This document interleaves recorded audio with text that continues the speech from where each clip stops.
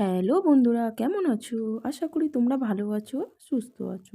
আজকে তোমাদের সাথে শেয়ার করতে চলেছি সবজি দিয়ে মাছের ঝোলের রেসিপি। তাহলে চলো পুরো ভিডিওটা দেখতে থাকো। এখানে আমি তেলাপিয়া মাছ কেটে ধুয়ে জল ঝরিয়ে রেখেছি, আর কিছু সবজি নিয়েছি। যেরকম নিয়েছি পেঁপে, বিনস, আলু, আর নিয়েছি সিম, আর নিয়েছি টমেটো। এবার আমি মাছটা লবণ আর হলুদ মাখিয়ে নেব। তোমরা এখানে যে কোনো জ্যান্ত মাছ দিয়ে ঝোলটা রান্না করে নিতে পারো। এই যে হাফ চামচ দিলাম হলুদ আর হাফ চামচ লবণ দিলাম, দিয়ে মাছটা ভালো করে মাখিয়ে নেব। মাছটা সুন্দর করে মাখানো হয়ে গেছে। এবার আমি কড়াতে সরিষার তেল দিয়ে দেব, আর গ্যাসটা মিডিয়ামে দিয়ে মাছগুলো ভেজে নিতে হবে। মাছটা এবার আমি দিয়ে দিলাম। এই যে দেখো, লাল লাল করে এইভাবে আমি ভেজে নিচ্ছি। আর এই সবজি দিয়ে মাছের ঝোলটা খুবই ভালো স্বাস্থ্যের পক্ষে। দেখো, আমি ফেরও মাছগুলো ভেজে নিলাম। আমি এবার ওই তেলের মধ্যে সিমটা একটু ভেজে নেব। এই দেখো, এইভাবে একটু নেড়ে চেড়ে আমি সিমটা ভেজে নিচ্ছি। এই যে ভাজা হয়ে গেছে, এবার তুলে নেব। এবার ওই তেলের মধ্যে আমি ফেরও 2 চামচ সরিষার তেল যোগ করব। এবার এখানে গোটা জিরে দিয়ে দিলাম হাফ চামচ মতো, 3টে কাঁচা লঙ্কা দিলাম, আর একটা মিডিয়াম সাইজের পেঁয়াজ দিলাম, আর একটু গ্রেট করে নিয়েছিলাম আদা, সেটাও দিয়ে দিলাম। ওটা হাফ চামচের মতো নিয়েছি।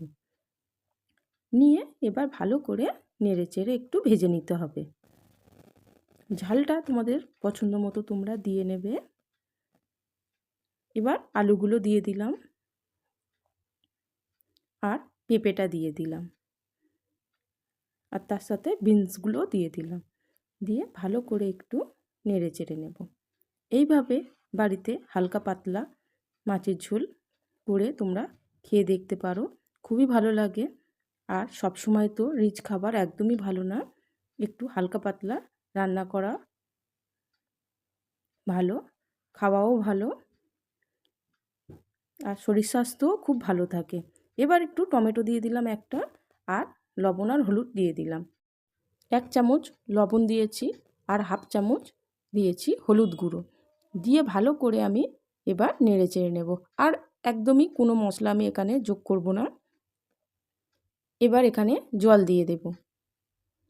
জলটা তোমরা পরিমাণ মতো দিয়ে দেবে, যে যেরকম ঝোল পছন্দ করো সেই অনুযায়ী। এবার ফেরও আমি একটু ভালো করে নেড়ে চেড়ে মিশিয়ে নিলাম। এবার ঢাকা দিয়ে দেব। 15 মিনিট পরে তোমাদের সাথে দেখা হচ্ছে। এই যে 15 মিনিট পরে আমি ফিরে এলাম, আর গ্যাসের ফ্লেমটা এখানে একদমই লোতে দিয়ে রেখেছিলাম আমি। এই দেখো কত সুন্দর সবজিটা সিদ্ধ হয়ে গেছে, আর ঝোলটাও অনেকটা কমে এসেছে। এবার ভেজে রাখা মাছগুলো দিয়ে দিচ্ছি। মাছগুলো দিয়ে দেওয়ার পরে আমি এবার এখানে শিমগুলোও দিয়ে দিচ্ছি। দিয়ে এবার ভালো করে একটু নেড়ে চেড়ে নেব। আর শিমটা ভাজার সময় তো একদমই নরম হয়ে গেছে, আর বেশিক্ষণ রান্না করতে হবে না। জাস্ট আমি এবার একটু নেড়ে চেড়ে একটু ভালো করে ঝোলের সাথে মাছগুলো একটু নেড়ে চেড়ে নিয়ে আমি এবার 2-3 মিনিট চাপা দিয়ে একটু ঝোলটা ফুটিয়ে নেব। ফুটিয়ে নিলেই রেডি একদমই। এবার নামানোর আগে একটু অল্প করে 1 চামচ মতো চিনি এখানে দিয়ে দিলাম, যাতে টেস্টটা একটু ব্যালেন্স হয় তরকারি। হয়ে গেল আমার এই মাছের ঝোলের রেসিপিটি। আশা করি বন্ধুরা আমার এই রেসিপিটি তোমাদের ভালো লেগেছে। ভালো লাগলে আমাদের চ্যানেলটিকে সাবস্ক্রাইব করে রাখবে, আর লাইক, শেয়ার, কমেন্ট করতে একদমই ভুলবে